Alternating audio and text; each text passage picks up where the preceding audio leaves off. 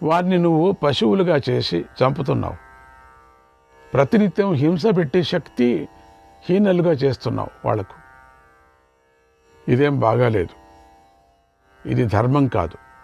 వాళ్ళకి సరిగ్గా తిండి కూడా నువ్వు పెట్టడం లేదు. కారణం వాళ్ళు బలిష్ఠులైపోతారు, తిరగబడతారు అనే దృష్టితో. నువ్వు చాలా క్రూరుడువు, కఠికుడువు. కఠినాత్ముడు ప్రాణిహింస చేస్తూ ఉంటాడు. వాడికి ఏమీ లేదు. వాడి ముందు వచ్చిందంతా టక్క టక్క టక్క కట్ చేస్తూ ఉంటాడు. ఇది ప్రాణి, ఇది దయ కావాలా అనేది లేదు. వాడికి అట్లా అలవాటు అయిపోయింది. వాడికి నువ్వు అట్లా అలవాటు అయిపోయాను. వాడికన్నా నువ్వు క్రూరుడివి. వాళ్ళు పశువుల్ని నరికితే నువ్వు మనుషుల్ని నరుకుతున్నావు. బాగలేదు. నీ వంటి వాడు మరొకడు లేడు. పైకి నువ్వు ధర్మాలు మాట్లాడకు, ఎందుకో మాట్లాడుతున్నావు. యస్యాం యస్యామవస్థాయాం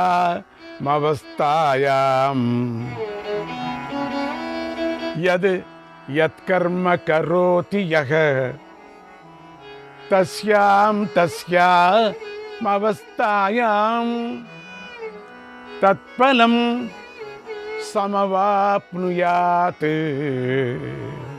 ఎవడు ఏ ఏ అవస్థల్లో ఎలాంటి పనులు చేస్తాడో వాడు ఆయా అవస్థల్లో అలాంటి ఫలాన్నే పొందుతాడు.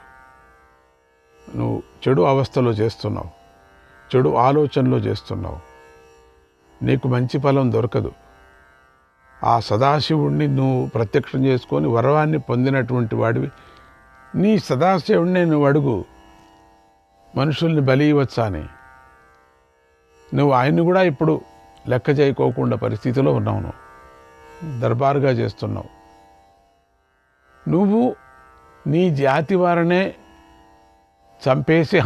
చంపేసేటువంటి హంతకుడు అవుతున్నావు. వాళ్ళెవరు? వాళ్ళంతా నీ జాతి వాళ్ళే, క్షత్రియులు. అటువంటి నీతో కొంతమంది బంధువులు కూడా కావచ్చు నీకు. దాంట్లో నీతో సమానంగా ఉండేటువంటి క్షత్రియులు వాళ్ళందరూ.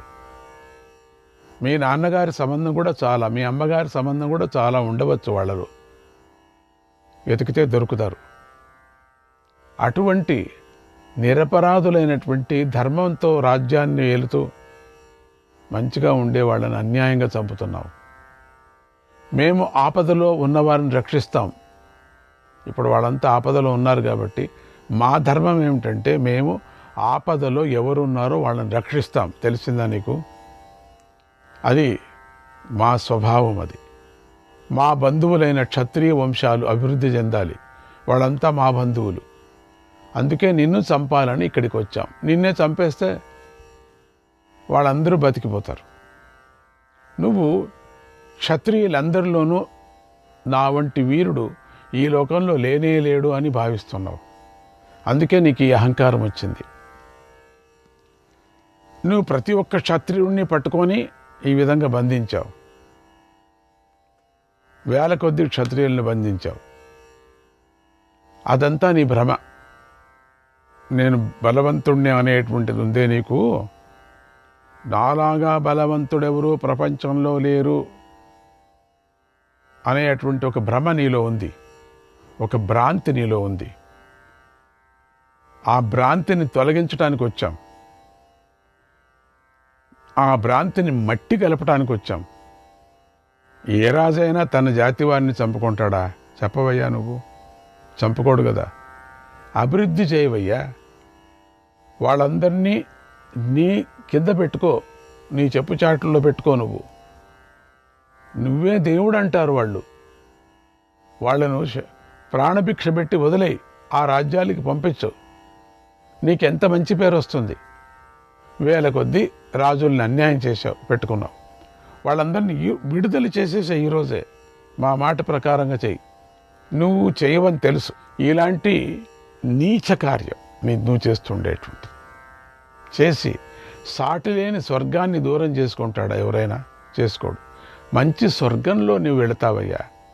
ఇప్పుడు ఇది చేశావనుకో, నీకు స్వర్గం దొరకదు నీకు. క్షత్రియులకు యుద్ధం అనేది యజ్ఞం, తెలుసా? ఇదేమిటి యజ్ఞం నువ్వు చేస్తుండేది? ఎవరు చెప్పారు ఈ యజ్ఞం? ఆ యజ్ఞంలో దీక్ష బట్టి స్వర్గం లభించాలని కోరుతూ తమకిష్టమైన లోకాలను జయిస్తున్నారని నువ్వు తెలుసుకో. అది కదా నువ్వు చేయాల్సింది. ఇట్లనా నువ్వు చేసేది? జయించిన తర్వాత కూడా ఓడిపోయిన రాజుని మర్యాదగా మళ్ళీ రాజ్యం ఒప్పజెప్పి నీ కింద పెట్టుకోవాలి వాళ్ళను. ఇంకా వాళ్ళకి సహాయం చేయాలి నువ్వు. ఆ రాజ్యం అభివృద్ధికి ఏం కావాలో చేయాలి. అది నీదే రాజ్యమైంది కదా. ఇది క్షత్రియుడు, వీర క్షత్రియుడు చేసేటువంటి ధర్మం. జరాసంద, నిన్నేమని పిలిచాలనో తెలియదు. నీచుడనల్లో, మహారాజానల్లో, రాక్షసుడనల్లో నాకు తెలియదు అని అంటూ, స్వర్గయో నిర్మహద్ బ్రహ్మ స్వర్గయో నిర్మహద్ యశః స్వర్గయో నిస్తపో యుద్ధే మృత్యుగూసో వ్యభిచారవాన్. వేదాధ్యయనం వల్ల స్వర్గం లభిస్తుంది. పరోపకారం వల్ల కలిగినటువంటి కీర్తి స్వర్గాన్ని లభింపజేస్తుంది. మంచి ఉపకారం చేయి ఎవరికైనా. అందరికీ అన్నం పెట్టు. ఇప్పుడు ఆ రాజ్యం నుంచి తీసుకొచ్చిన వాళ్ళని ఒప్పజెప్పి అభివృద్ధి చేయి. అక్కడ వాళ్ళకి అన్నం పెట్టు. ఇప్పుడు క్షీణించిపోయారు వాళ్ళు, నిరపరాధులు. అది ఆకి నీకు స్వర్గం వస్తుంది. నీకు లేదు, అన్నీ వదిలేసి తపస్సు స్వర్గాన్ని లభింపజేసి వదిలేసిపో. ఇప్పటి నుంచి ఇప్పటికిప్పుడే మేము చెప్పిన మాటలు విని తపస్సుకు వెళ్ళిపోను, నీకు స్వర్గం వస్తుంది. ఈ మూడింటికన్నా క్షత్రియుడికి యుద్ధంలో మరణించడం ద్వారానే స్వర్గం లభిస్తుంది. ఇంకోటి ఉంది. ఇది స్వర్గం రావాలంటే మంచి పనులు చేయాలా, యజ్ఞం చేయాలా, శాస్త్రోక్తమైనటువంటి వేదాభ్యాసం చేయాలా. పోన్లే, నువ్వు అదంతా చేయలేవు. వెళ్ళి అడవి కన్నా వెళ్ళి తపస్సు చేయి, అది నువ్వు చేయలేవు. లేదు, వద్దు అంటే యుద్ధంలో మరణించును. మరణిస్తూనే నీకు స్వర్గం దొరుకుతుంది, లభిస్తుంది. అదే కదా ఉత్తమమైనటువంటి పని నువ్వు చేయాల్సింది. క్షత్రియుల్ని బలి ఇచ్చి స్వర్గం ఇక్కడే పోతావు. మరణించడం ద్వారానే స్వర్గం లభిస్తుంది. క్షత్రియుడికి యుద్ధంలో మరణించడం ద్వారానే స్వర్గం లభిస్తుంది. అదే అతడికి ఉత్తమమని గ్రహించు అని చెప్తుంది సూక్తి. సూక్తులు అద్భుతంగా ఉన్నాయి మహాభారతంలో. అన్ని సూక్తులు మనం చెప్పుకుంటే అసలు ఒక 2-3 ఏళ్ళు కాదు, సరిపోదు. ప్రపంచంలో మొత్తం అన్ని విద్యలు, 64 విద్యలు, తత్వాన్ని అంతా ఇక్కడ చెప్పుకొచ్చారు. ఒక్కొక్క క్యారెక్టర్ కూడా మద మాశ్చర్య లోభ మోహాదులు ఉన్నాయి కదా. ఇవన్నీ కూడా ఒక్కొక్కరికి ఒక్కొక్క క్యారెక్టర్కి ఒక్కొక్కటే ఉంటుందట. కొంతమందికి ఒక్కొక్క క్యారెక్టర్కి 2 ఉంటాయి, ఒక్కొక్క క్యారెక్టర్కి 3 ఉంటాయి, ఒకటికి 4 ఉంటాయి, 5 ఉంటాయి, ఒకటికి 6 ఉంటాయి. ఈ మధ్యలో ఏదీ లేనటువంటి వాడు సాధువు కూడా మధ్యలో, వీళ్ళ మధ్యలో 6 మధ్యలో ఉన్నారు. ఈ మహాభారతం ఎట్లా జరుగుతుంది చూడండి. మరి సాధువులు ఉన్నారు ఇక్కడ, క్షత్రియులు ఉన్నారు, తపస్సులు ఉన్నారు. వీళ్ళందరూ కలిసి పనిచేస్తున్నారు. దీంట్లో కలిసి అందరూ వెళుతున్నారు. ఇది కథ. అక్కడక్కడ మధ్య మధ్యలో అందరూ తగులుతూ ఉంటారు. అసలు ఈ మహాభారతాన్ని ఎవరు అత్యంత భక్తి శ్రద్ధలతో చదువుతున్నారో, కవి కావాలన్న వాళ్ళకు కవిత్వం దొరుకుతుంది. ఇక డబ్బు కావాలన్న వాళ్ళకి సంపాదన చేసే విధం దీంట్లో చెప్పుకొచ్చారు. సుఖ సంతోషాలతో ఉండాల ధర్మ మార్గంగా అనే వాళ్ళకు చెప్పుకొచ్చారు. ఇక దుర్మార్గుడు ఎట్లా అవుతాడు, ఫలం ఏమిటి, వాళ్ళకి ఏం దొరుకుతుంది, అది కూడా చెప్పుకొచ్చాడు. దీంట్లో 1, 2 శ్రీకృష్ణాయ పరమాత్మనే నమః.